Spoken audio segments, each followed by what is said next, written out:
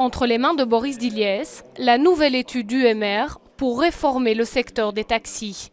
20 pages de texte et un objectif, ouvrir le marché à la concurrence. Aujourd'hui, le taxi est réservé à un certain nombre de personnes, notamment à une série de personnes qui ont les moyens.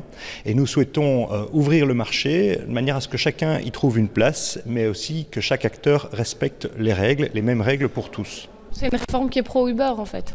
Mais c'est en tout cas pro-acteurs autres que les taxis, en plus des taxis. Légaliser Uber et d'autres acteurs pour rendre les taxis plus abordables et au final attirer de nouveaux clients. Voilà donc la promesse à demi-mot des libéraux, une proposition accueillie plutôt froidement par les taximans. C'est un torchon. Il faut bien comprendre que Uber n'est pas une économie collaborative, hein, c'est un faux prétexte.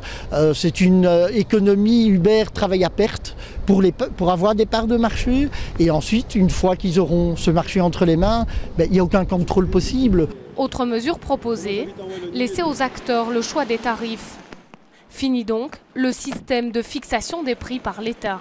À partir du moment où le marché sera ouvert, il va se réguler. Donc il faut l'encadrer, mais il faut aussi pouvoir accepter que le marché se régule en fonction de l'offre et de la demande.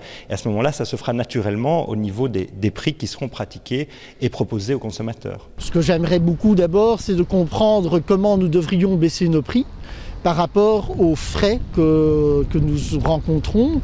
Les charges du secteur taxi n'ont pas diminué, que je sache. Cette semaine, l'EMR déposera un projet de résolution au gouvernement bruxellois.